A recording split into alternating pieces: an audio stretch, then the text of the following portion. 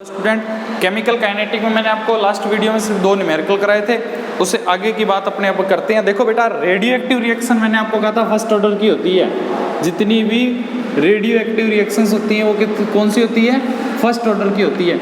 आपसे इसमें क्वेश्चन पूछा जाता है, फर्स्ट ऑर्डर की रिएक्शंस जो होती है ना जितनी भी, ठीक है, उनका हाफ लाइफ होता है ना, वो प्रत्येक पार्ट में बराबर टाइम लेते हैं।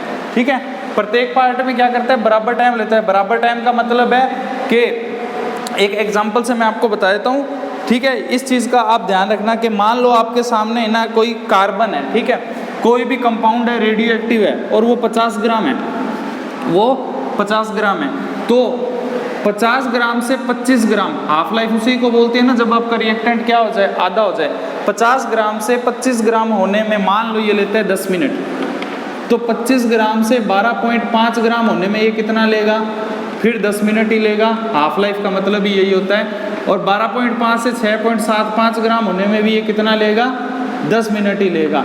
तो आपसे क्वेश्चन पूछा जाता है कि कोई रेडियो एक्टिव सब्सटेंस है जिसकी मात्रा आपको दी जाएगी, जिसकी क्वांटिटी आपको दी जाएगी, कुछ भी दे सकता है, 100 ग्राम, 50 ग्राम, 10 ग्राम, ठीक है, और पूछेगा कि बताओ इसको भाई क्वेश्चन सीधा बन गया, एक रेडियो एक्टिव पदार्थ है जिसकी 50 ग्राम की आपको क्वांटिटी दी गई है, 6.75 ग्राम होने में यह कितना टाइम लेगा? तो 10, 20 और 30, टोटल कितना टाइम ले लेगा?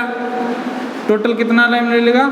30 मिनट। अब आप ऐसे भी पूछ सकते हैं कि कोई सब्सटेंस है उसका 1/4 पार्ट होने में कितना टाइम लगेगा, जबकि उसका हाफ लाइफ 10 मिनट है। क्वेश्चन में हाफ लाइफ आपको दिया जाएगा, तो ध्यान रखना हाफ लाइफ हमेशा क्या होती है? ऐड होती है। जैसे अपन यूरेनियम का एक एग्जांपल ले ले, आपको यूरेनियम दे दिया, यूरेनियम 92 पे आता है, बाहर उसका होता है एटॉमिक मास 235 होता है, आपको ये दे दिया और इसका दे दिया, मान लो आपको दे दिया 10 ग्राम, ठीक है।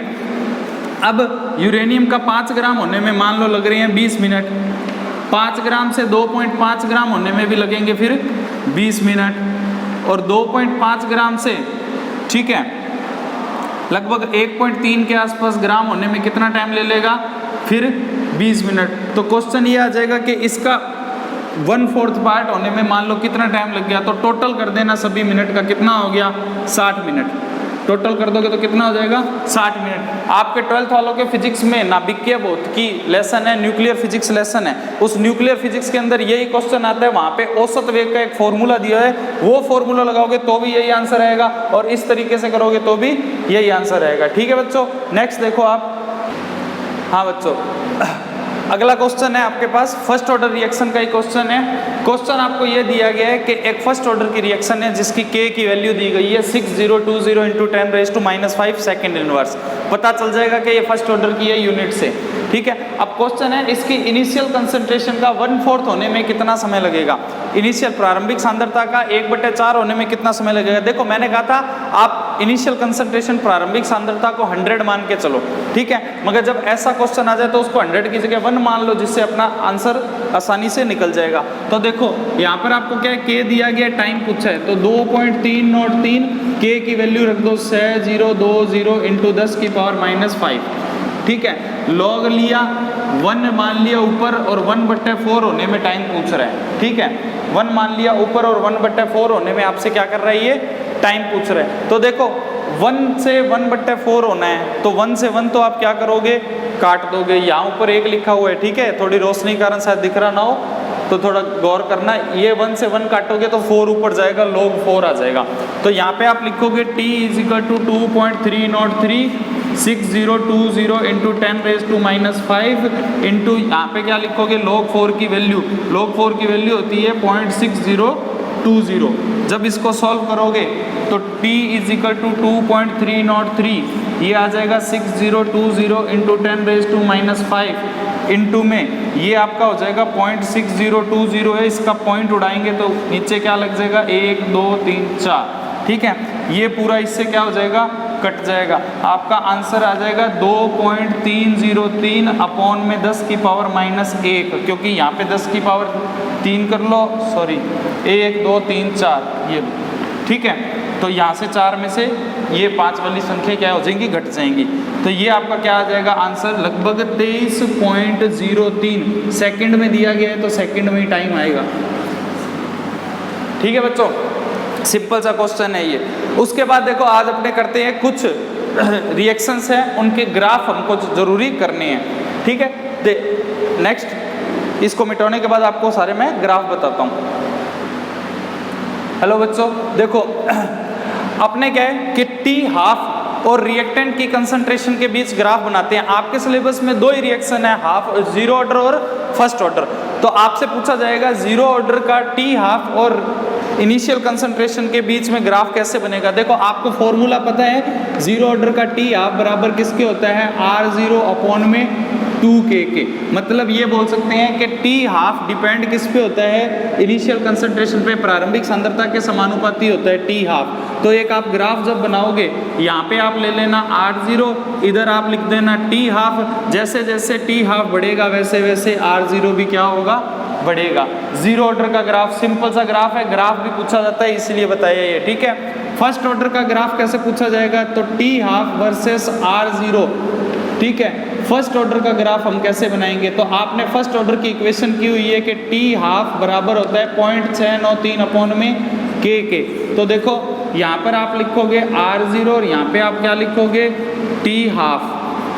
यहाँ क्या लिखोगे, टी हाफ लिखोगे। तो देखो आपको पता है कि टी हाफ का प्रारंभिक सांद्रता इनिशियल कंसंट्रेशन से कोई लेना देना नहीं है, तो इसका मतलब एक सीधी लाइन आएगी ये। तो दो ग्राफ तो आपको ये तैयार करने होंगे, ठीक है बच्चों। उसके बाद जीरो ऑर्डर, ये दो ग्राफ नोट करना। उसके बाद आपसे पूछा जाता है जीरो ऑर्डर के लिए, ठीक है, एक तरह का ग्राफ और पूछा जाता है जीरो ऑर्डर का। और जीरो ऑर्डर में रिएक्टेंट की कंसंट्रेशन और टाइम के बीच में आपसे क्या है, ग्राफ पूछा जाता है, ठीक है। तो देखो सिंपल से ग्राफ है, याद करने ही पड़ेंगे। ग्राफों के लिए कोई ऐसा नहीं है कि भाई कोई कंसेप्ट लगाना है या कुछ करना है। तो देखो टाइम, समय के साथ और सांद्रता के साथ आपको क्या है, जीरो ऑर्डर का क्या करना है, ग्राफ बनाना है टाइम और कंसंट्रेशन के बीच में, ठीक है। अब आपको पता है टाइम और कंसंट्रेशन के बीच में जब ग्राफ बनाएंगे तो K की वैल्यू की अपन बात करते हैं, कितनी आई थी, R0 माइनस में R अपॉन में T आई थी, ठीक है। तो इसके लिए जो है ना K की वैल्यू आएगी, क्योंकि यहाँ हम कंसंट्रेशन में ग्राफ बना रहे हैं, R को दूसरी तरफ लेके जा रहे हैं, तो ये एक स्लोप आएगा। और ये स्लोप जो होता है, ढाल जो होता है, ये कहलाता है माइनस का K। सिंपल से है, अगर आपसे जीरो ऑर्डर की कंसंट्रेशन, रिएक्टेंट की कंसंट्रेशन और टाइम के बीच ग्राफ पूछे तो आपको ये एक सिंपल सा ग्राफ बना के आना होगा, ठीक है। सेम अगर आपसे ग्राफ पूछे फर्स्ट ऑर्डर के लिए, फर्स्ट ऑर्डर के लिए, तो फर्स्ट ऑर्डर के लिए आप कुछ ही नहीं करना। फर्स्ट ऑर्डर का ग्राफ टाइम और ln r के बीच में पूछा जाएगा। फर्स्ट ऑर्डर का ग्राफ जो आपसे पूछा जाता है वो टाइम और ln r के बीच में पूछा जाएगा, ठीक है। टाइम और ln r का जो आपसे ग्राफ पूछा जाएगा सेम जीरो ऑर्डर के ग्राफ की तरह ही होगा।